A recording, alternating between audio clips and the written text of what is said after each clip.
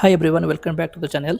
स्वागत है आपका आज के इस वीडियो में। आज का डेट है 14 अगस्त 2026 और हम बात करेंगे 13 अगस्त 2026 के अपडेट के बारे में। जैसे आप देख पा रहे हो कि मेरा इंडियन मार्केट और यूएस मार्केट दोनों में इन्वेस्टमेंट है।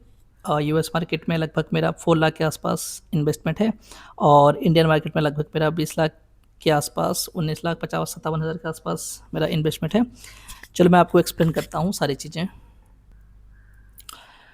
इंडियन मार्केट में एसेट स्प्रेड सेक्शन में मेरा इक्विटी में लगभग 94% है, डेप्ट में लगभग 6% है और कम्युनिटी में लगभग 0.32% है।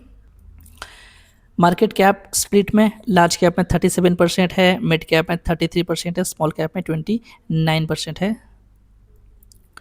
सेक्टर एलोकेशन में हेल्थ केयर सेक्टर में 19% है, फाइनेंस सेक्टर में 18% है, कंज्यूमर सेक्टर में 14% है, इंडस्ट्री सेक्टर में 13% है, टेक्नोलॉजी में 10% है और अदर सेक्टर में 24% का है। स्टॉक कंसंट्रेशन में SIFS में 2.9% है, 2.69% है, रिपो में 1.96% है, वेलिंगटन ग्लोबल में 1.92% है, सिग्नेचर में लगभग 1.70% है, ICICI बैंक में 1.67% है। ये रहे सारे स्टॉक कंसिडरेशन के list, followed by percentage high से लो को धीरे धीरे इसमें दिखा रहा है। और ये MC मैनेजर जो है वो डिसाइड करते हैं कि किस कंपनी में कितना इन्वेस्ट करना है, कितना परसेंट रखना है। वो काफ़ी एक्सपीरियंस होते हैं, उनका काफ़ी अच्छा खासा नॉलेज होता है, they are expert in their field. तो वो डिसाइड करते हैं कि कितना किस कंपनी में रखना है बैलेंस के तौर पर। एक्टिव और पासिव फंड में देखा जाए तो मेरे सारे जो इन्वेस्टमेंट है एक्टिव फंड में है लगभग 99% है और पासिव फंड में लगभग 8,000 रुपीज़ के आसपास हैं जो 0.41% है।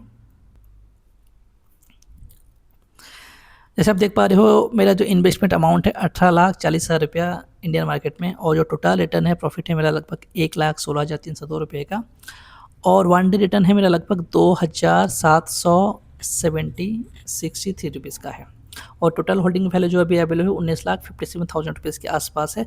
अगर बात करें तो हमारे प्रॉफिट का वन डे चेंजेस का तो निपॉन इंडिया में लगभग 773 रुपीज़ का है, HDFC डिफेंस में 453 का है, ICICI प्रूडेंशियल में लगभग 90 रुपीज़ का है, कोटक इमर्जिंग ग्लोबल मार्केट में लगभग 262 रुपीज़ का है,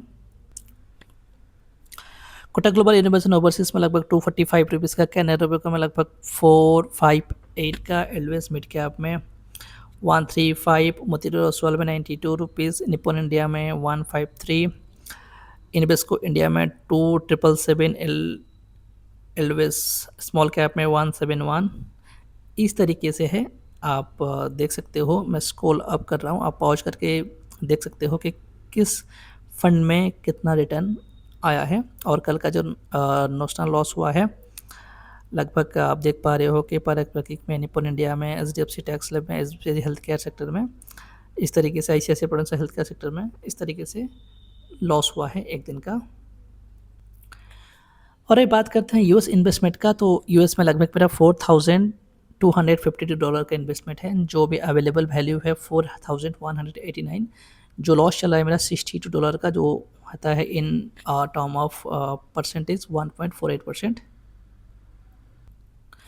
और अगर बात करें इंडियन रुपीज़ में लगभग 4,03,000 का इन्वेस्टमेंट है, जो भी अवेलेबल वैल्यू है 3,99,783 रुपीज़ का है, जो भी लॉस चल रहा है 4,176 का लॉस चल रहा है। यहाँ पे जो फ़र्क अब दिख रहा है कि वहाँ पे दिखा रहा है 1.48% और यहाँ पे 1.03%।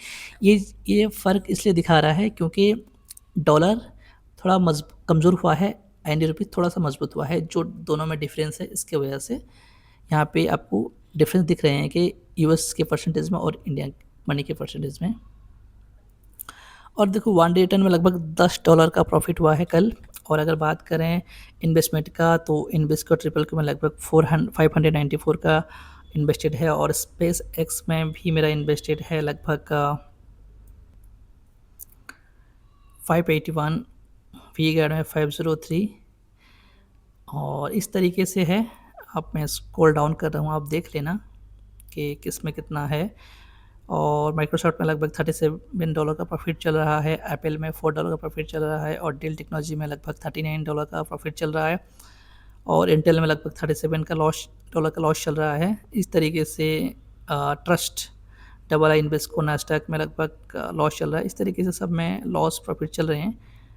तो मैं इसको फिर से रिसीव करने वाला हूँ क्योंकि मैं सेटिस्फाइड नहीं हूँ इस इन्वेस्टमेंट पोर्टफोलियो से यूएस मार्केट के। तो I will do re SIP again. तो मैं इस तरह के अपडेट डेली डालता रहता हूँ। अगर आपको वीडियो पसंद आता है तो प्लीज़ लाइक कीजिए, शेयर कीजिए, सब्सक्राइब कीजिए चैनल को।